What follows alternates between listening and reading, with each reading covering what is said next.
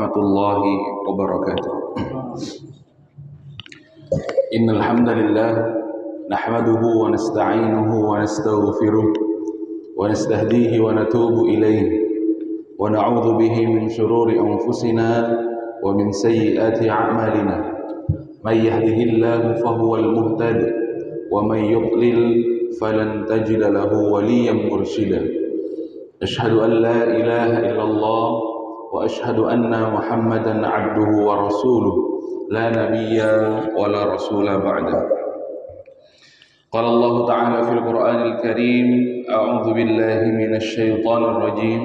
Bismillahirrahmanirrahim. Ya ayyuhan nasu taqu rabbakumul ladzi khalaqakum min nafsin wahidah wa khalaqa minha zawjaha وبث منهما رجالا كثيرا ونساء واتقوا الله الذي تساءلون به والأرحام إن الله كان عليكم رقيبا وقال رسول الله صلى الله عليه وسلم اتق الله حيثما كنت وأتبع السيئة الحسنة تمحها وخالق الناس بخلق حسن رب اشرح لي صدري ويسر لي أمري wahlul 'uqdatam min lisani yafqahu qawli.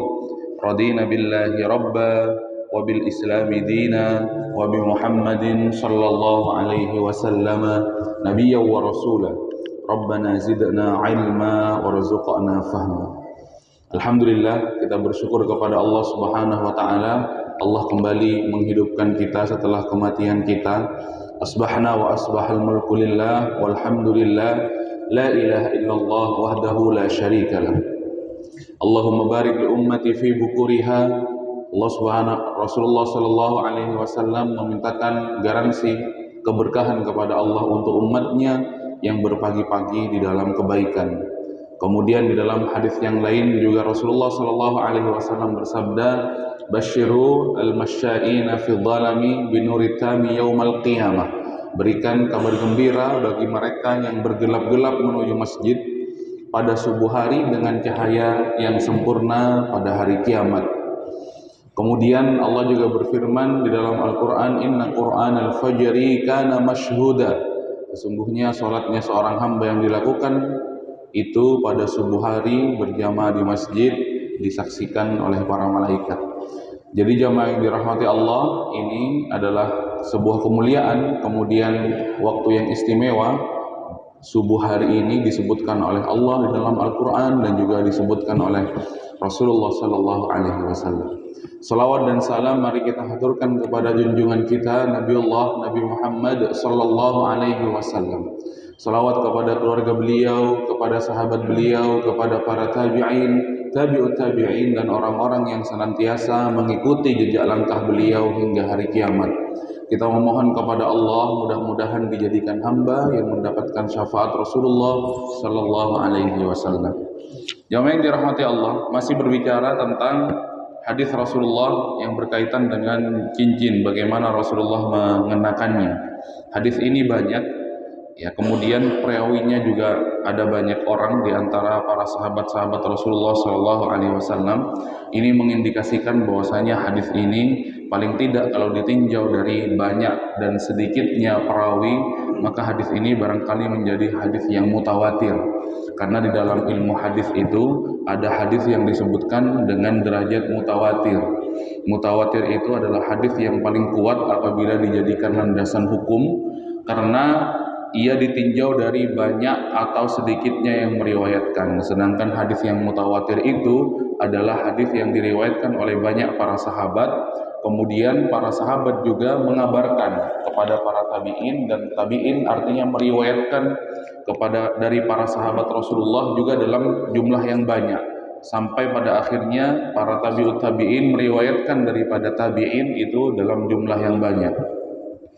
Maka kita kenal dengan hadis mutawatir yang diriwayatkan oleh orang banyak. Artinya orang banyak tersebut tidak mungkin berbohong bersama-sama dalam kebohongan, bersepakat dalam kebohongan dalam meriwayatkan hadis Rasulullah Sallallahu Alaihi Wasallam. Ada juga hadis yang kuat yang kita kenal dengan hadis sahih. Hadis sahih itu adalah hadis yang derajatnya kuat di antara yang lain. begitu. Tetapi tinjauannya bukan banyak atau sedikitnya. Jadi tinjauan hadis sahih itu adalah apabila kuat atau tidak kuatnya para perawi hadis, begitu. Kalau hadis mutawatir dia dijadikan hadis yang kuat karena jumlah perawinya. Sedangkan hadis sahih itu dikatakan paling kuat derajat hadisnya karena ditinjau dari kekuatan hafalan para perawi hadisnya. Dan hadis sahih itu oleh para ulama dimaknai dengan hadis yang diriwayatkan oleh para perawi hadis yang hafalannya itu kuat, yang sulit sekali lupa, kemudian tidak mudah lupa, tidak mudah berbohong atas hadis Rasulullah. Jadi kalau hafalannya itu lemah, tidak sekuat para perawi hadis sahih, maka hadisnya dinyatakan derajatnya hasan. Bapak Ibu yang dirahmati Allah. Jadi kalau misalkan jamaah Masjid Nur Muhammad adalah bagian dari perawi hadis, kemudian juga ada lupanya, begitu tidak kuat hafalannya, berarti hadisnya hasan. Bapak Ibu yang dirahmati Allah. Begitu. Tapi kalau kuat hafalannya, maka hadisnya sahih. Mari kita lihat, saya sampaikan dua hadis pada pagi hari ini, kata beliau, yang diriwayatkan oleh Abdullah, kemudian juga Ibnu Abbas, yang dirahmati Allah. Juga hadis ini disampaikan oleh Nafi' dari Ibnu Umar. Nafi' ini adalah seorang tabi'in, kemudian Ibnu Umar adalah seorang sahabat Nabi, yaitu anaknya Abdullah ibn Umar. Nafi' kemudian meriwayatkan dari Ibnu Umar, ini adalah jalur periwayatan emas kalau kita lihat dari ulumul hadis ataupun ilmu hadis, maka ini disebut jalur periwayatan emas karena dari saking kuatnya. Annan Nabiyya sallallahu alaihi wasallam ittakhadha khataman min fiddatin. Ada Rasulullah sallallahu alaihi wasallam itu menggunakan ataupun membuat cincin yang terbuat dari fiddah. Fiddah itu adalah perak. Wa ja'ala fassahu mimma yali kaffahu. Kemudian cincin ini itu dipakai sampai orang-orang seterusnya. Artinya cincin itu sepeninggal Rasulullah ternyata itu dikenakan oleh Abu Bakar ketika menjadi khalifah, kemudian digunakan oleh Umar ibn Khattab, kemudian cincin ini juga digunakan oleh Utsman bin Affan. Bapak Ibu yang dirahmati Allah, ya. Wa nuqisha fihi Muhammadun Rasulullah. Jadi di mata cincin ataupun barangkali gambarannya akik karena ada matanya, itu ditulis Muhammad Rasulullah. Selain sebagai hiasan Muhammad Rasulullah, kemudian cincin ini juga digunakan untuk stempel ketika Rasulullah mengirim surat-surat resmi kepada para penguasa-penguasa. Pada saat itu gunanya untuk apa? Surat resmi mengajak untuk beriman kepada Allah. Penguasa Persia, kemudian penguasa Romawi, kemudian Raja Muqawqis sampai ke Raja Habasyah di Afrika sana, yang sekarang bernama Ethiopia, jamaah rahimakumullah. Itu juga dikirimi surat-surat resmi dari Rasulullah, diajak untuk masuk Islam, yang isi suratnya itu bunyinya Muhammad Rasulullah, kemudian di akhir distempel menggunakan stempel ya dari cincin Rasulullah tersebut, ya. Berarti stempel itu sudah sejak dulu ada. Baik dirahmati Allah. Bisa jadi juga stempel itu diserap dari kebiasaan orang-orang Romawi yang dirahmati Allah. Tetapi kata Ibnu Umar, wa naha ayyanqusha ahadun alaihi wa huwa alladhi saqata min mu'aikibin fi bi'ri arisin, ya. Ternyata banyak juga orang-orang yang bikin yang sama, begitu. Bikin cincin yang sama dengan Rasulullah Shallallahu Alaihi Wasallam, kemudian ditulisi juga Muhammad Rasulullah, begitu. Mengapa jamaah yang dirahmati Allah? Ya, ini bentuk keseriusan para sahabat ingin tersambung dengan Rasulullah, sebagaimana yang dikatakan oleh Abu Bakar As-Siddiq. Abu Bakar As-Siddiq itu juga berharap, ya paling tidak dengan cincin yang bertuliskan Muhammad Rasulullah itu, kemudian saya ingat terus kalimat itu menjadikan saya terus tersambung kepada Rasulullah Shallallahu Alaihi Wasallam. Jadi kalau Abu Bakar As-Siddiq saja dengan posisinya seperti itu, dengan kemuliaannya seperti itu, kemudian dengan segala kelebihan dan fadilah Abu Bakar As-Siddiq di mata Rasulullah Shallallahu Alaihi Wasallam itu masih ingin tersambung dengan Rasulullah dengan membaca salawatnya, kemudian dengan mengukir di atas cincinnya Muhammad Rasulullah, ya tentu kita ya harus lebih serius jamaah yang dirahmati Allah bersalawat kepada Rasulullah, ya memperbanyak salawat kepada Rasulullah karena itu akan dibalas oleh Rasulullah. Jamaah yang dirahmati Allah Subhanahu Wa Taala, ketika kita bersalawat kepada beliau, tentu kita harus lebih serius, ya. Tetapi pada akhirnya Rasulullah melarang orang-orang untuk menulis ya tulisan Muhammad Rasulullah di cincin mereka karena alasannya penting juga. Cincin ini sering kita pakai, kemudian kita juga berkebutuhan untuk masuk ke kamar mandi. Begitu takutnya kalau kita keburu-buru, yang dirahmati Allah, masuk ke kamar mandi sedangkan kita masih mengenakan cincin yang bertuliskan kalimat thayyibah seperti Muhammad Rasulullah. Tentu ini tidak boleh ya memasukkan kalimat thayyibah, kalimat Allah, kalimat Rasulullah itu ke dalam kamar mandi yang dirahmati Allah. Maka hati-hati yang suka membawa HP-nya ke dalam kamar mandi yang di situ berkemungkinan terbuka aplikasi-aplikasi yang mengandung kalimat thayyibah begitu. Apalagi sampai membuka aplikasi Al-Quran di dalam kamar mandi, ini tentu terlarang yang dirahmati Allah begitu. Jangan seperti orang yang menjadi penyihir atau tukang tenun, tukang teluh yang dirahmati Allah, salah satu ritualnya menginjak Al-Quran di atas klosetnya, ya. Tetapi wa huwa alladzi saqata min Mu'aykibin fi bi'ri Aris. Akhirnya pada zaman Utsman bin Affan, ketika Utsman bin Affan mengenakan cincin Rasulullah ini, itu adalah cincin yang akhirnya juga jatuh ketika dikenakan oleh Utsman bin Affan, ya jatuh ke dalam sumur namanya sumur Aris, yang dirahmati Allah. Kemudian hadis yang kedua yang ingin saya sampaikan adalah hadis yang terakhir, hadis yang ke-9. Ittakhadha Rasulullah sallallahu alaihi wasallam khataman min dhahabin. Rasulullah itu pernah memakai cincin yang terbuat dari emas, ya.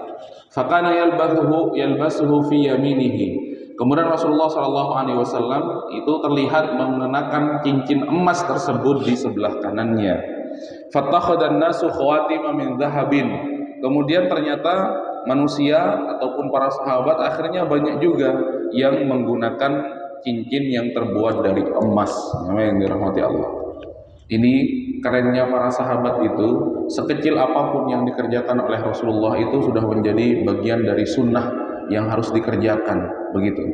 Pokoknya apa yang berkaitan dengan Rasulullah, segala hal yang berkaitan dengan Rasulullah, makanannya, cara jalannya, kemudian pakaiannya, bahkan sandalnya, kata Ibnu Umar, juga kata sahabat Abu Bakar As-Siddiq, kemudian kata Umar bin Khattab ketika melihat Rasulullah mengenakan sandal yang modelnya itu seperti sandal swallow, jamaah yang dirahmati Allah, saat itu juga saya sudah senang sekali menggunakan sandal yang serupa, kata para sahabat-sahabat Rasulullah sallallahu alaihi wasallam.